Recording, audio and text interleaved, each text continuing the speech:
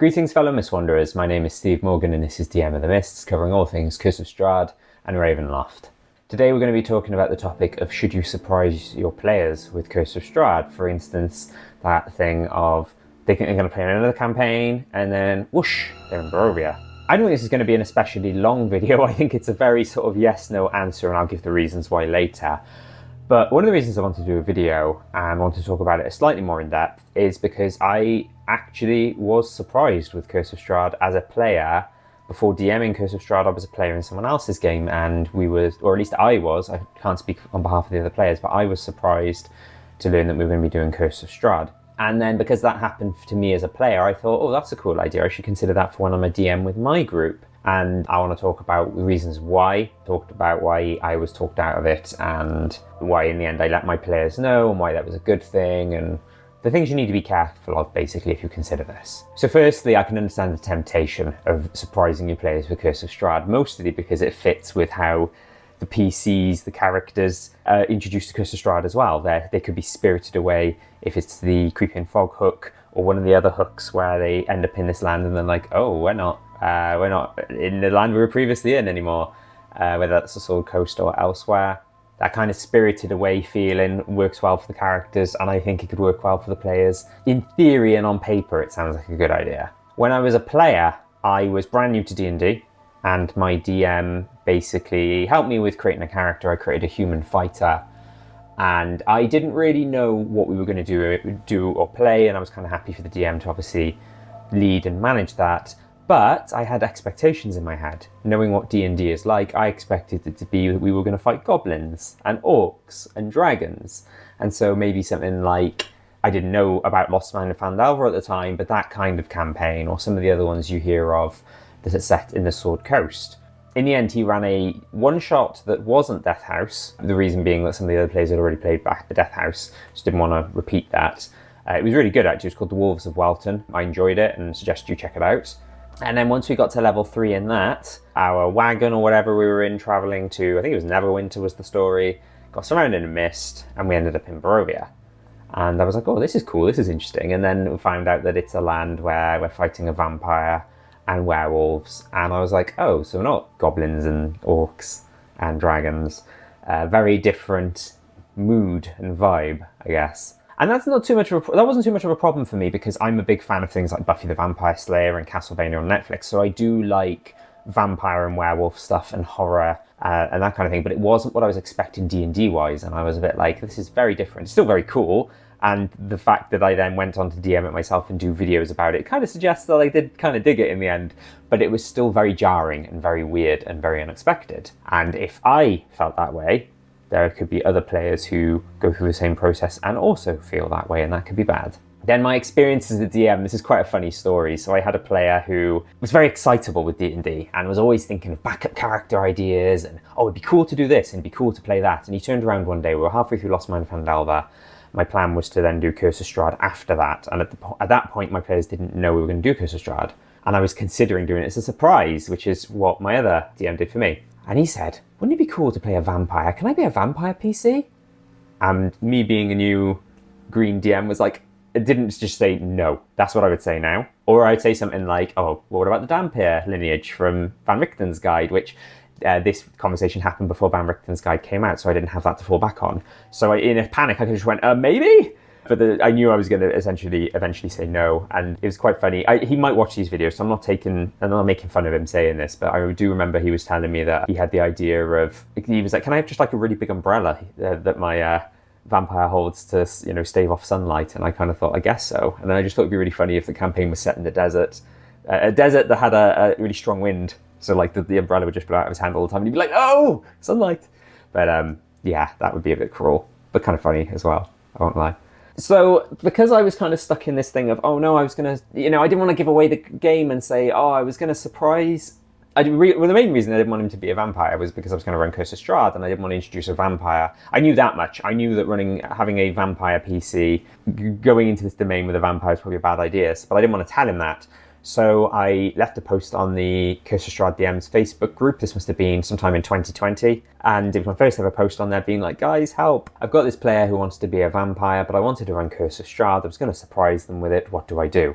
And all the comments focused on the bit where I said I was going to surprise them with it, and said, I don't think surprising them with it is a good idea. You should really be upfront and talk to your players and say, you know, we're going to do this campaign because it might be not what they're expecting. A whole bunch of other reasons. It's like, okay, that's fair enough. So in the end, I said to my players, I said to him, no, and here's the reason why you can't be a vampire is because we're going to be playing a campaign where the boss is or the BBEG is a vampire. And he was like, fair enough, that's fine. And he was fine with it, and that's great.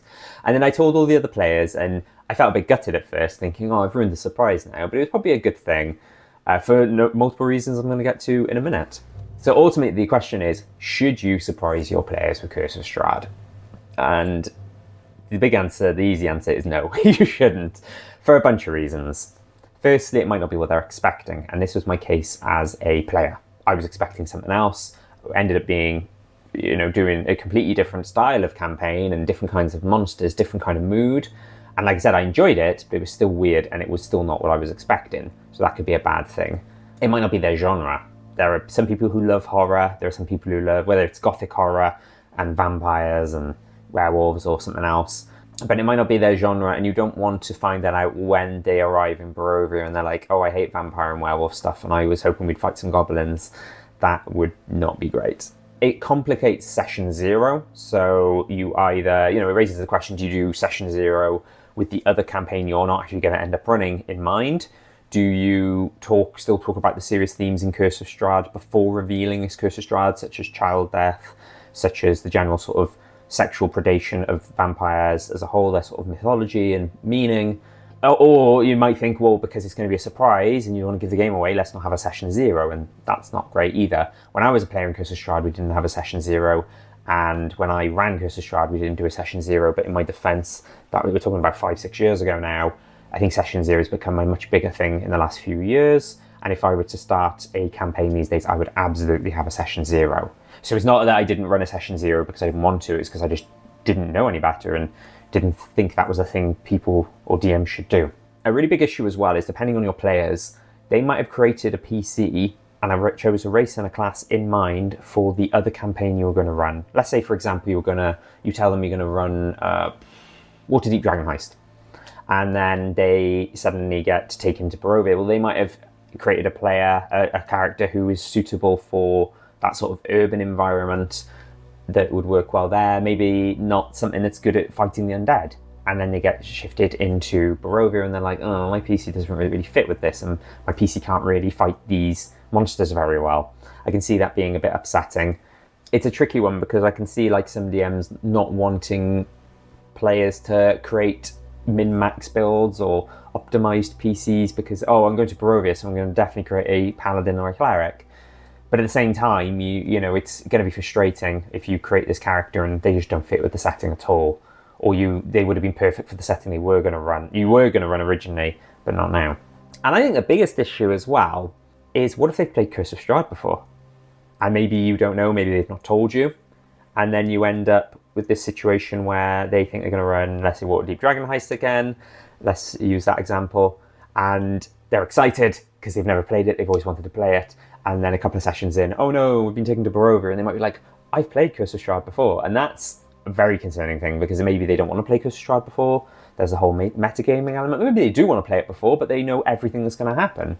Stuff like that. It's very complicated and messy. So that would be a big concern if I was considering surprising players with Curse of Strahd.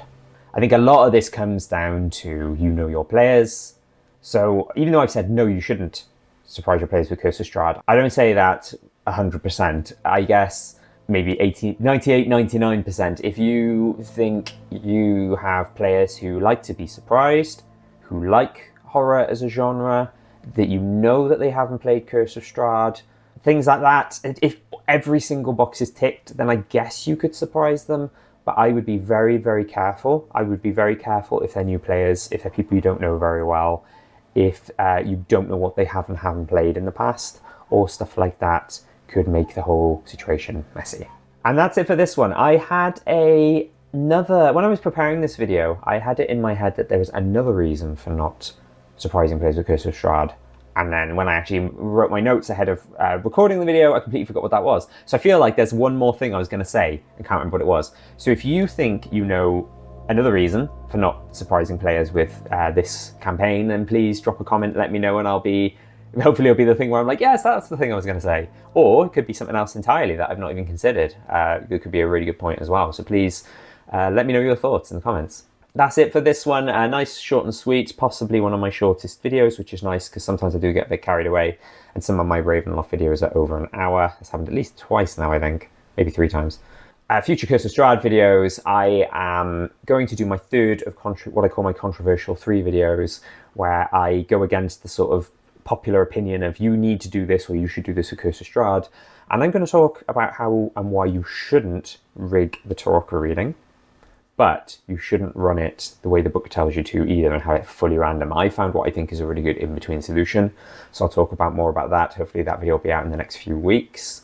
And then there's a whole bunch of ideas I want to do as well. Music of Curse of Strahd, alternative intro adventures that aren't Death House. Not to say there's anything wrong with Death House, but say if, like I said earlier, I was a player in a campaign in Curse of Strahd where the DM didn't do Death House because other people already played Death House, in situations like that where you want to run something else. And also I want to do a video talking about the battle tactics of Strahd, but focusing on where he is in the castle.